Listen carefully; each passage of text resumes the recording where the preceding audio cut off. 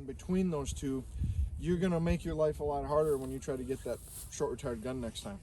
So if they say no bird and that bird's headed to a bad place, I get the dog out of there and their attention off of that as fast as I can. You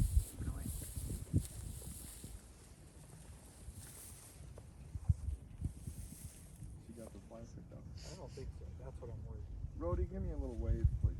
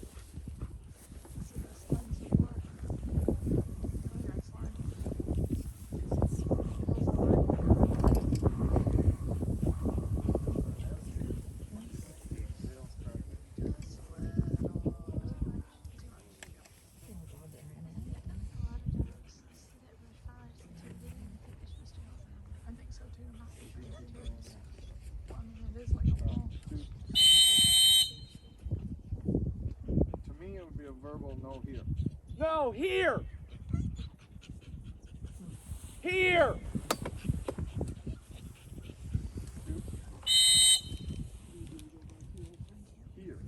Here! Here! Then when you get them back on this side, then I have to put them in there.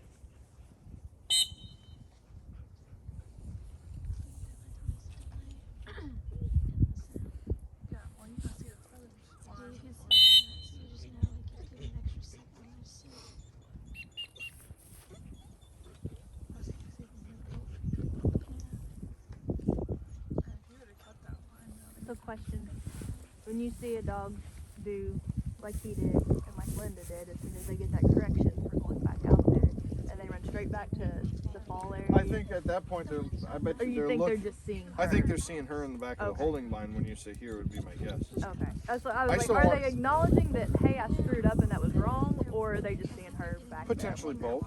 Okay. Is this one prone to the I don't think we have to worry about fire ants today. No. Are we retiring or leaving them out? Based on that last. Leave them out based on that. Brad, we'll have you stay out.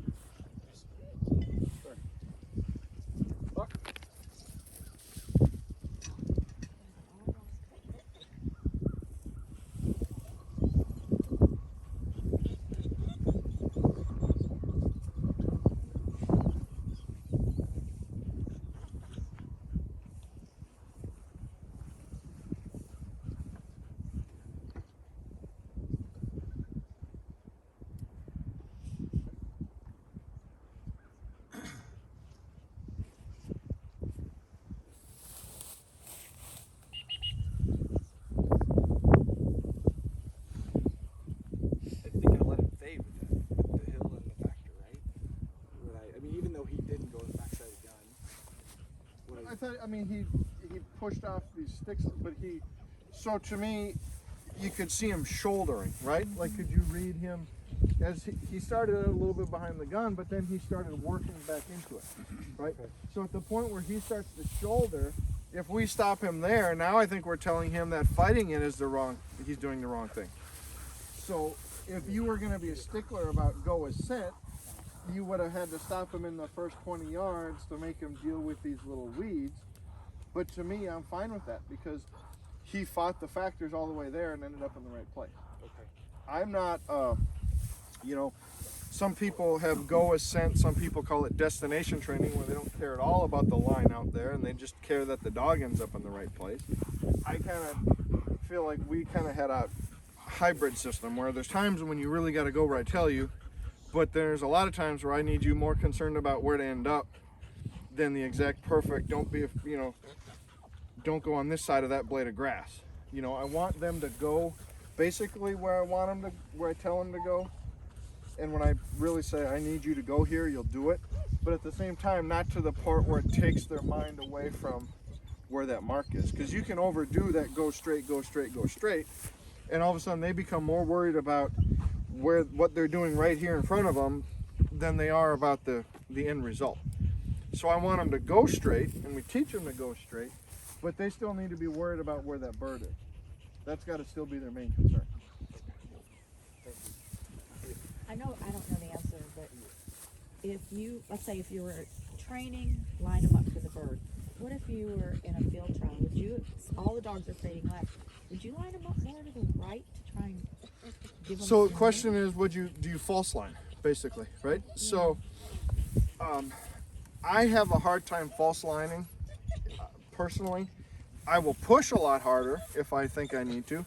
So if I'm running this exact setup in the first series of an open, and I see all these dogs that are going to the right of the short bird, and then they're going left of the long bird, right? So on that short bird, I'm going to pull more at where the gun stood, because I think hopefully if they find where the gun stood, they'll figure the bird out. Okay. So, but that long one, if they're all going this way, I'm not going to like point them at this tree over here, hoping that they just go over there and just fade into the bird.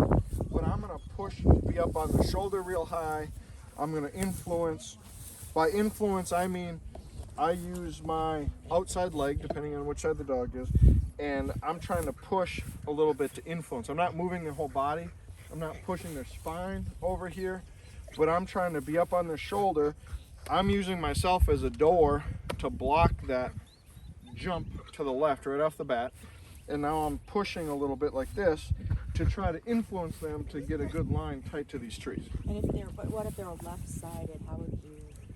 I don't like to do two-sided. Mainly me, not the dog. Just work harder in training and teach. Back. Yeah, if I had a left-sided only dog, which, God, I bet you it's been 10 years since I had a left-sided only dog. You'd have to be back by their tail and try to really pull and influence harder. Because to me, when they're here, that all this space is open now, right? When I'm on one side. So I gotta pull even harder, because there's nothing to keep them from their first step being like this. And if their first step goes like this, you're in a hole right before you ever get going.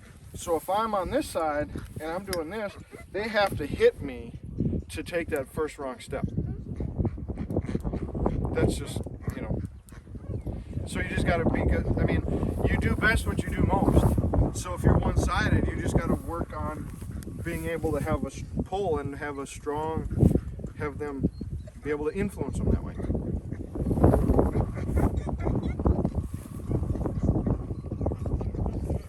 Before we did, Trey, you had a question. Yeah, so earlier when you were saying like train on concepts of too short retired or too long retired as opposed to doing mix, when you're doing it as like setting those up, do you set up like a mark to kind of pull them off of it so that the gunner has time to Oh, so that doesn't mean I would do them all as singles. Okay. I'm just saying I want to try to repeat. So like say this test exactly here. We could see that left-hand brush pile there. Mm-hmm. We could throw another bird in front of that left-hand brush pile, and we'd have two short-retired guns. Okay. So if I only wanted to focus on a short bird today, I would come up and I'd do do that one, and I'd probably do that one, and I'd still have the flyer in the same spot. Now if I do a triple, I just shoot it as the flyer last bird down. Now they got to come and do 2 short birds underneath after they pick up the flyer. If I want to break it down, you can do your double. Guess what? We handle them, and now we can do that one as a single, and then we can reinforce that check down again. Okay? So just because I'm saying repeat, it doesn't mean it has to be a single. And you can do, you know, some people might throw that as a single and flip a bird offline, give the person time to retire.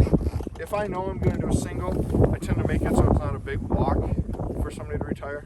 You know, so they could throw the bird and just step back and be hidden easily. We do 10 steps, but that's a whole nother, we can talk about that later.